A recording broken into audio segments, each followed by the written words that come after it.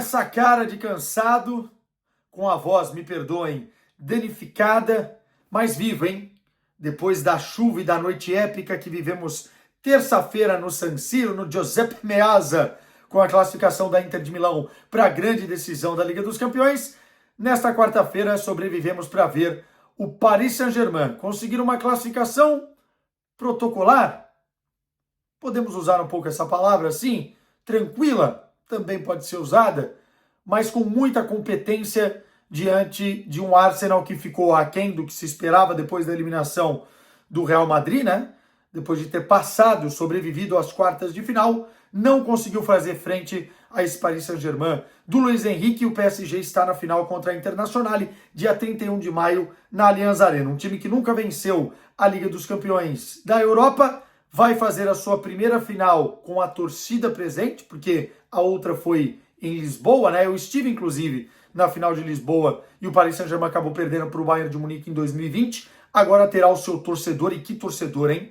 Parêntese aqui, a torcida do Paris Saint-Germain talvez não tenha a moral devida junto com o público brasileiro que deveria. É uma torcida muito forte, especialmente, obviamente, os ultras, mas que fazem o estádio inteiro criar uma atmosfera muito bonita em noites de Liga dos Campeões. E mais uma vez, foi assim diante do Arsenal, assustado, que não conseguiu dar luta. Será o jogo também da Internazionale provar e tentar aí fazer com que o veneno da cobra se torne tetracampeão da Liga dos Campeões. Mas isso é papo para o dia 31 de maio, ou melhor, para as próximas semanas. Vamos falar um pouquinho aqui do jogo em si. Chega, deixou o like.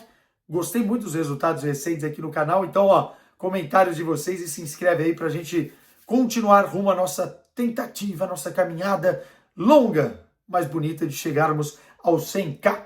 Bora lá. Cara, 2-1 no placar.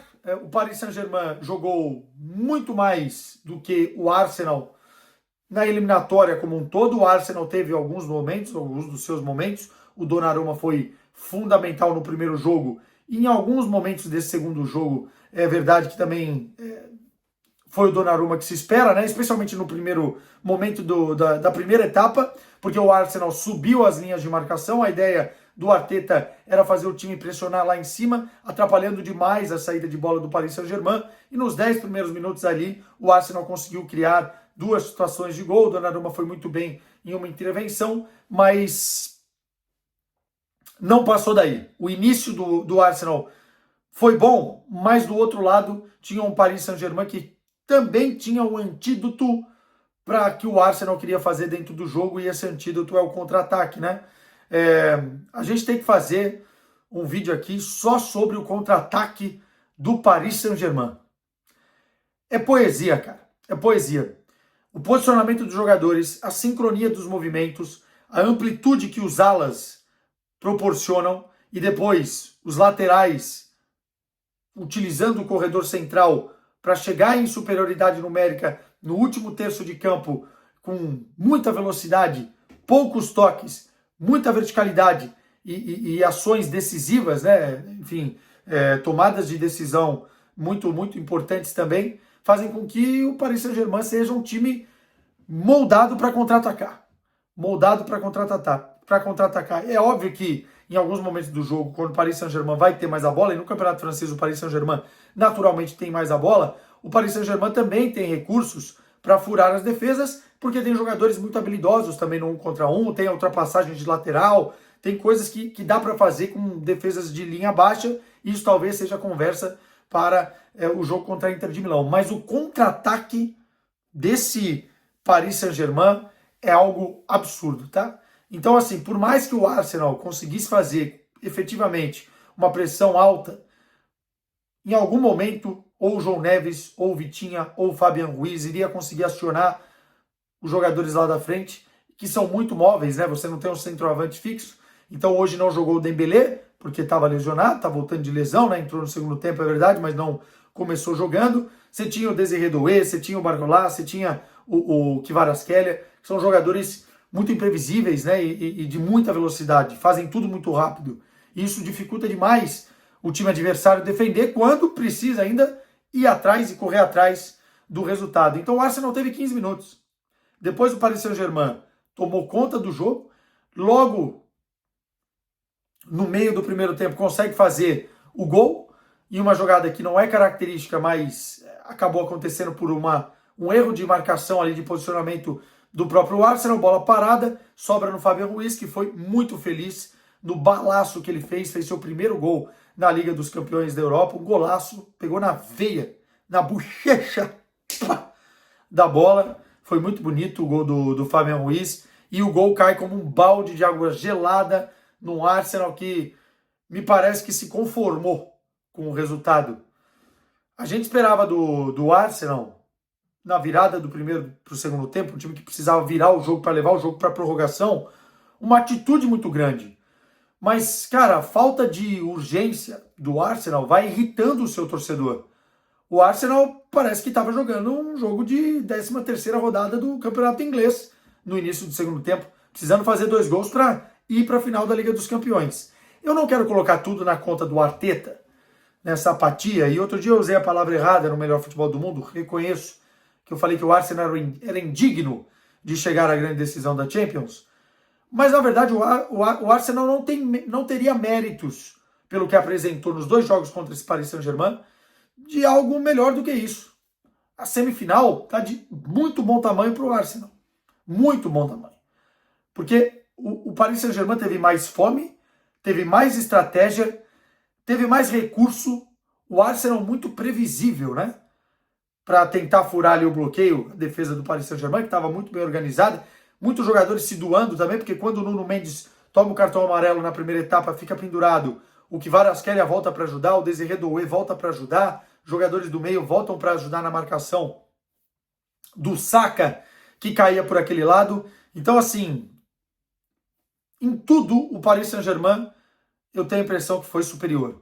Mas me deixou irritado do lado do Arsenal a forma com que o Arsenal se mostrou no segundo tempo. Pois bem, o Paris Saint-Germain começa a criar mais volume, criar mais oportunidades, tem o pênalti, né? Pênalti na bola na mão do Luiz Kelly, ele arrisca muito com aquele braço jogado, a bola bate na mão. O Vitinha perde, o Raya faz uma boa defesa, né? Porque o Vitinha bate o pênalti mais ou menos como o Lewandowski bate, como o Neymar bate, vai até o último momento e tem que ser frio. Só que o Raya foi mais frio que ele, né? O Raya esperou até o último momento e se esticou todo para pegar a bola no canto esquerdo baixo. E ali o Arsenal tinha um mote para tentar, de repente, usar a defesa do pênalti para conseguir agarrar o momentum do jogo. E não, o Paris Saint-Germain continuou em cima e o Arsenal não conseguia sair. O segundo gol do Paris Saint-Germain é uma falha bizarra da defesa, de posicionamento, de atenção.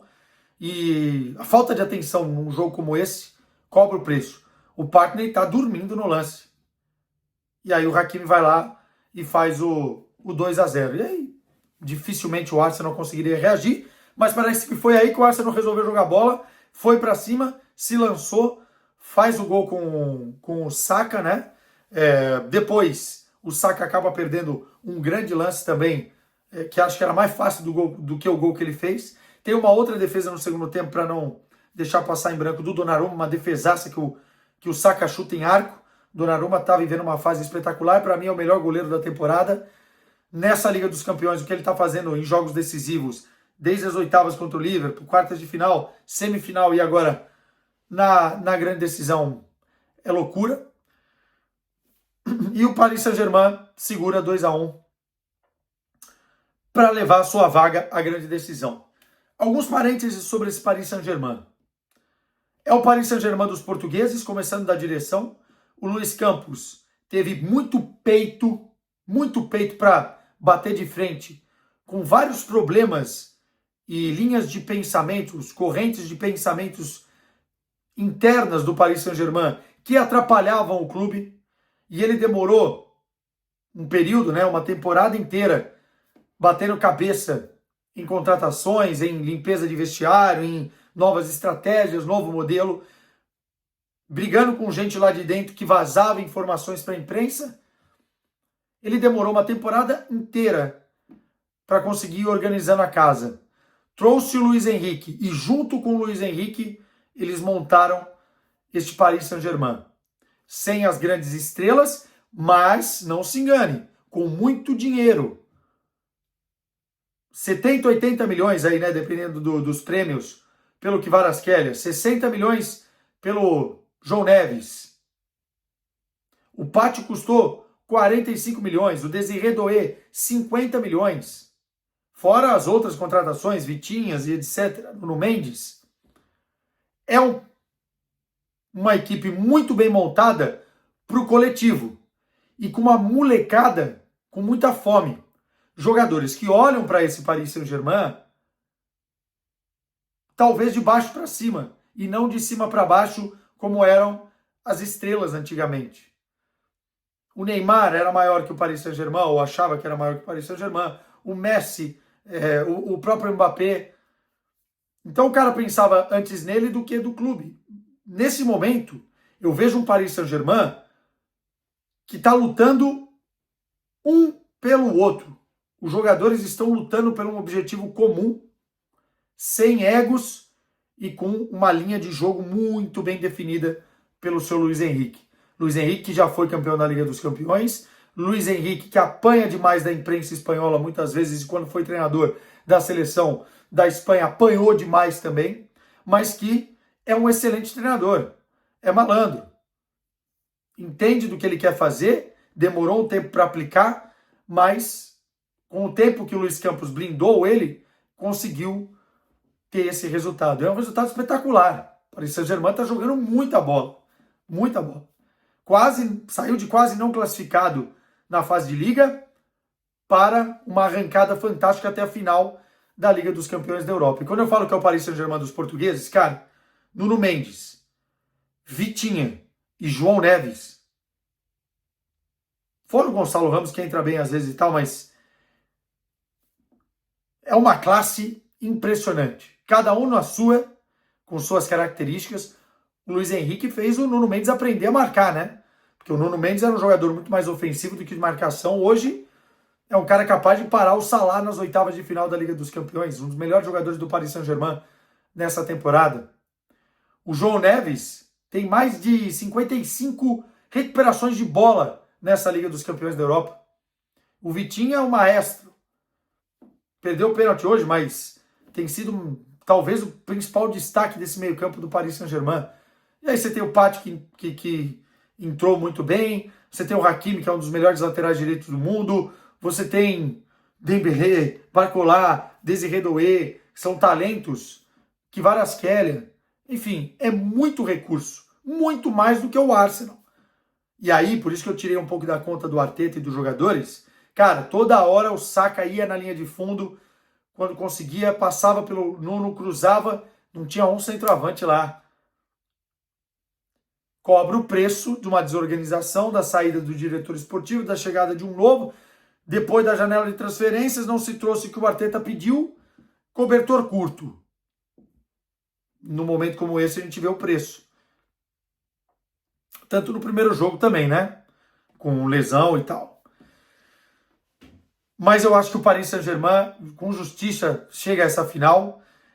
A final de Munique vai ser uma final de um duelo de duas torcidas muito fortes, um duelo de um time mais jovem contra um time mais calejado, mais experiente, e que, para mim, parte de um favoritismo maior da Inter por já ter vivido essa experiência. Eu acho que a Inter chega para a final com mais expertise. Mas o Paris Saint-Germain, por outro lado, também está jogando muita bola. Então, análise crua, e que a gente vai desdobrar aqui no canal, é essa. Acho que a Inter chega com um pouquinho de favoritismo, derruba um time mais forte, o Barcelona, da forma com que derrubou, é um time mais experiente, calejado, um trabalho de 3 anos do Inzaghi, e até por encaixe de jogo, é um time que sabe se defender muito bem e contra-atacar. O Paris Saint-Germain contra-ataca muito bem. Eu acho que a Inter chega com um ligeiro favoritismo, sim, mas é uma grande decisão. E vamos falar muito dela aqui no canal. Meus caros, um abraço, vou cuidar da voz, para a gente continuar conversando aqui por dias e dias. Tchau para vocês. Que grande final de temporada teremos. Beijo.